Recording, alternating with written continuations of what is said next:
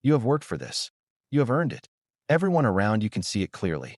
But when you are alone, truly alone, a quiet voice inside, you whisper something that makes no sense. I don't actually deserve this. And the strangest part? The more capable you become, the louder that voice gets.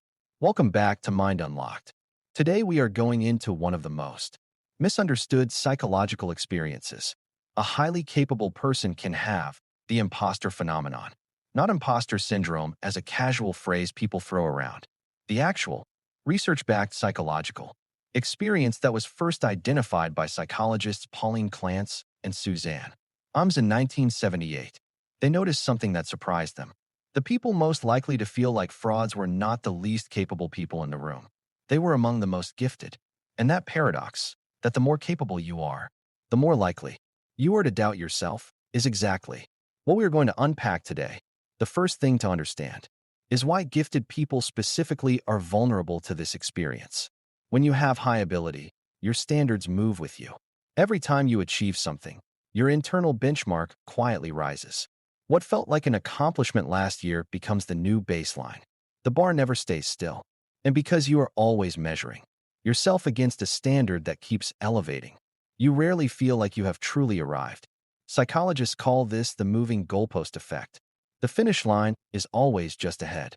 And no matter how fast you run, it never gets closer. This is not a character flaw. It is the direct psychological consequence of having a mind that refuses to stop growing.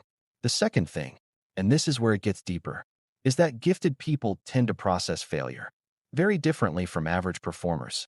Research by Carol Dweck at Stanford on mindset theory shows something important. High performers often internalize failure as evidence of who they are rather than what they did.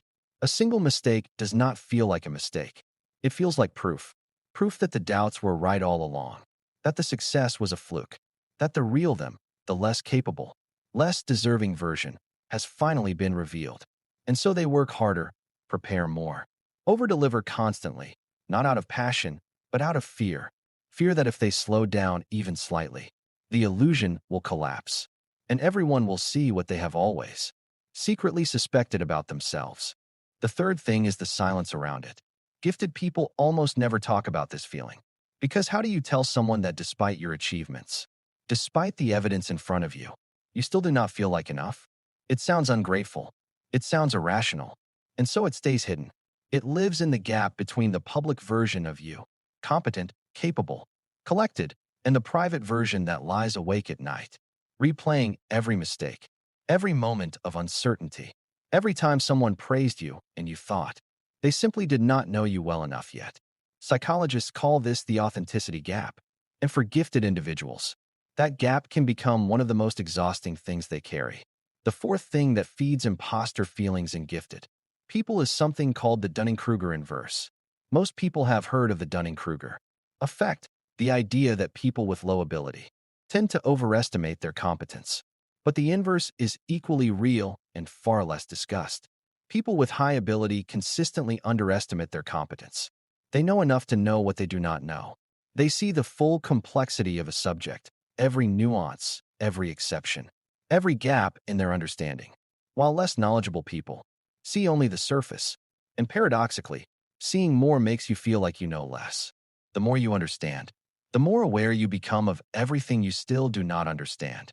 And that awareness quietly reads to the brain as inadequacy, even when it is actually the mark of genuine expertise. The fifth thing, and perhaps the most important, is what imposter feelings do to your identity over time. When you spend years achieving things you cannot fully own, when every success feels borrowed and every failure feels permanent, your sense of self becomes unstable. You begin to build your identity not on who you are, but on what you produce. Your worth becomes entirely conditional. You are only as valuable as your last achievement. And when that achievement fades, or when someone else does something better, or when you simply have a slow week, the foundation shakes. This is why gifted people often experience what psychologists call contingent self-worth, a self-esteem that is always at the mercy of external performance, never resting in anything solid or internal. So what does all of this mean? It means that if you have ever sat with a quiet feeling that you do not quite belong in the room you worked hard to get into, you are not broken. You are not weak. You are not confused. You are experiencing one of the most well-documented psychological patterns in high-ability individuals. The doubt is not evidence of your inadequacy. It is evidence of your awareness. And awareness, when you learn to work with it rather than against it, is one of the most powerful things a mind can have. The path forward is not about silencing the doubt. It is about learning to hold it differently, to look at it and say, I see you. I know what you are. And I am going to move forward anyway. Not because the fear is gone, but because you understand, finally, where it comes from. If this video made something shift inside you, our last video is waiting for you. We went deep into the dark side of a very high IQ and what that level of intelligence actually costs a person. Go watch that one next. The link is right there. See you in the next video on Mind Unlocked.